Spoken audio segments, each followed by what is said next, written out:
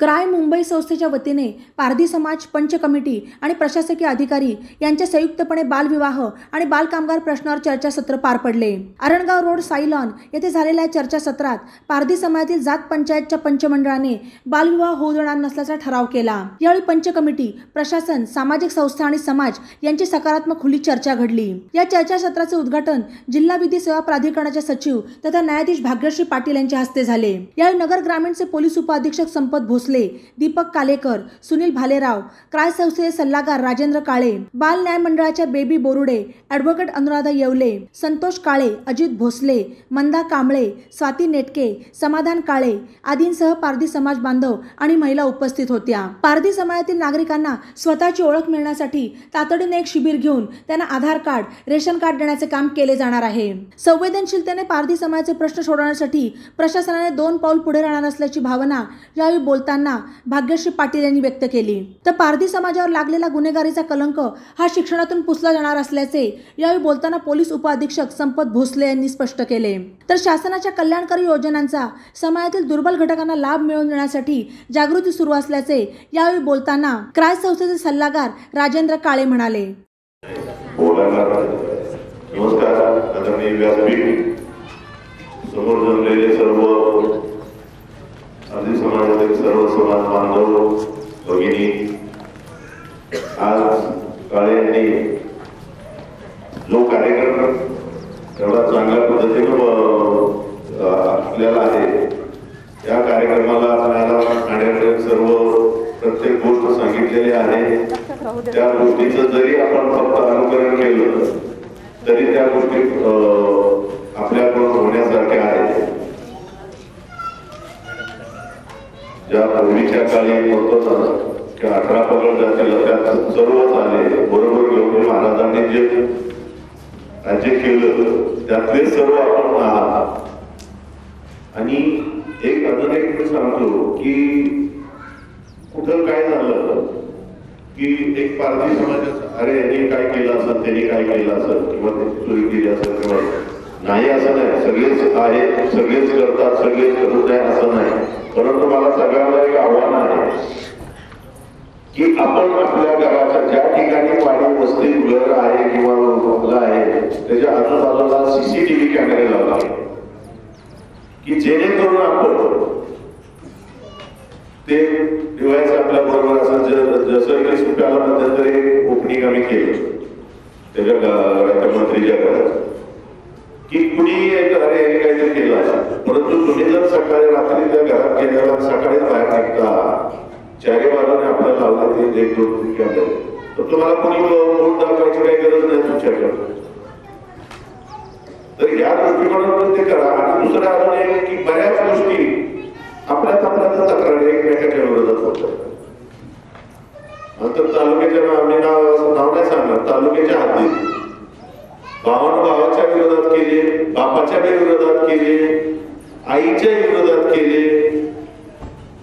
अरे म्हणजे हा काय प्रकार आहे? बाप आई हे काय आपल्या मुलाला ह्याला ह्या गोष्टी बनवणे किंवा हे करणे किंवा अशा चुकीच्या गोष्टी करू नका। कोणाचं तरी काय तर त्याच्या शिरवायचं फेरणं असं केलं पण त्याचं करायचं, ह्या गोष्टी करू नका। एक माझी विनंती आहे सगळं, आपण आपल्या सर्व बांधवांना त्या पद्धतीने सांगा।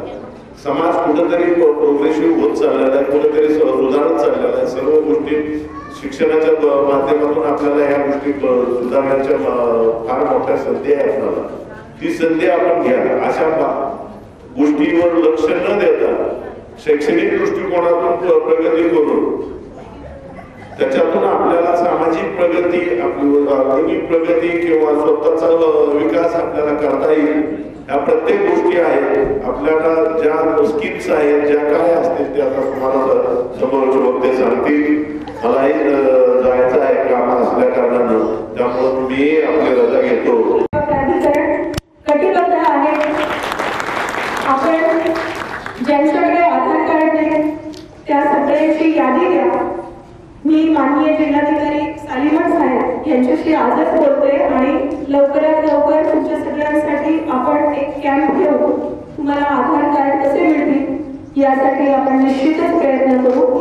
आपल्या सगळ्यांच्या ठिकाणी मला एक सांगायला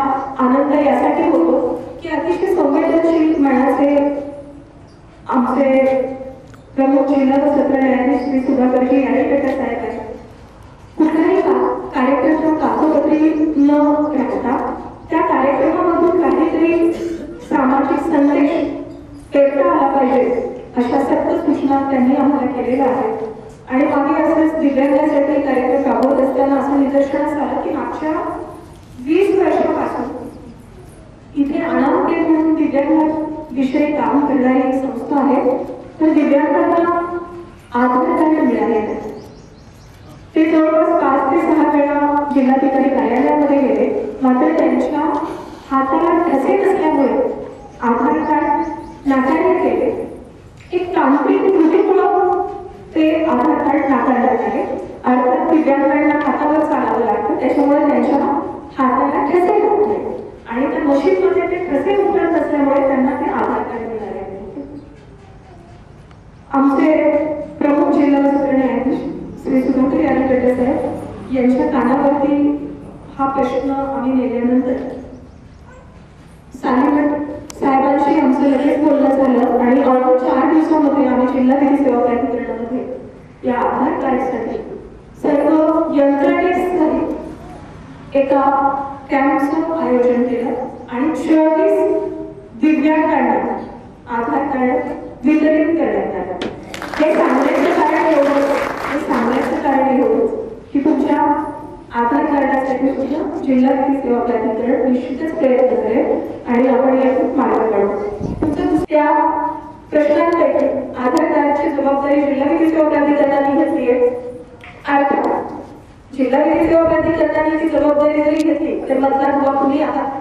या सगळ्यांचे मीटिंग्स कसे घ्यायचे, त्यांची नावं काय आहेत, त्यांचं कोऑर्डिनेशन जिल्हाधिकारी कार्यालयाशी आपण कसं करायचं, हे सगळं आपण बघा. तुम्हाला जिथे पण अडचण असेल तर कायम जिल्हा विधी सेवा प्राधिकरण आपल्यासोबत आहे. आणि मी आज स्वतः हा कार्यक्रम संपल्यानंतर जिल्हाधिकारी साहेबांना विनंती करते, आपण निश्चितच तो कॅम्प घेऊ.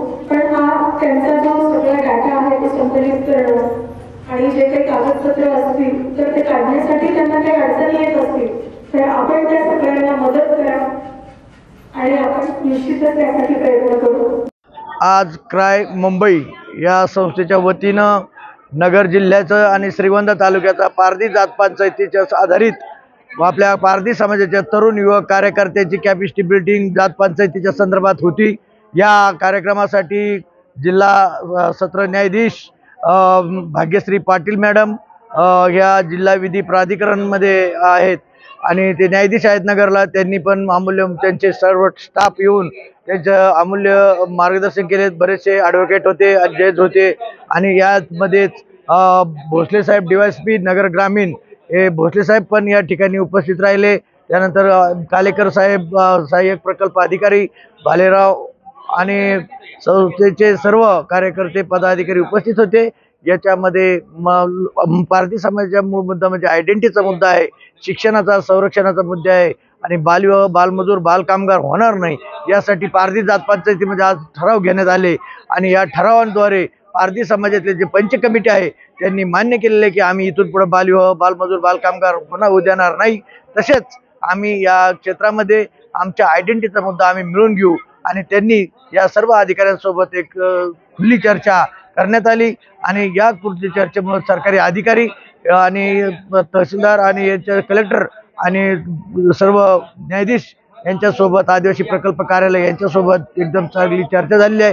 त्यातून त्यांनी लवकरात लवकर कलेक्टरसोबत चर्चा करून हे सर्व आयडेंटिटीचा जो मुद्दा आहे तो मिळवून देण्याचं आश्वासन दिलेलं आहे. आणि त्या ठिकाणी पारधी युवक कार्यकर्ते युवा मंडळ यांनी जात पद्धतीच्या विरोधामध्ये ज्यावेळेस दंड उपटले त्यावेळेस पंच कमिटीने सुद्धा त्यांना नमतं घ्यावं लागलं आणि त्यांनी या युवक मंडळाचं युवा महिला मंडळाचं मुलींचं ऐकावं लागलं आणि शिक्षण आणि संरक्षण या विषयावर आज त्यांनी ठोस निर्णय घेतलेले आहेत. आणि गावामध्ये हे सर्व शिक्षणाच्या मुद्द्यावर पारधी समाजाची मुलं शाळेत कशी जातील यासाठी पंच कमिटी सुद्धा काम करणार आहे. आणि यासाठी आज चर्चासत्र आरणगाव इथं साई मंगल कार्यालयामध्ये करण्यात आलेलं आहे. त्या ठिकाणी श्रीगोंदा आणि नगर तालुक्यातील दोन्ही जिल्ह्यातले मिळून एक चांगल्या पद्धतीचं असं डिस्कशन चर्चासत्र झालेलं आहे. धन्यवाद. बातम्यांसाठी ई नवा मराठा यूट्यूब चॅनलला सबस्क्राईब करा आणि बेल आयकॉनवर प्रेस करा.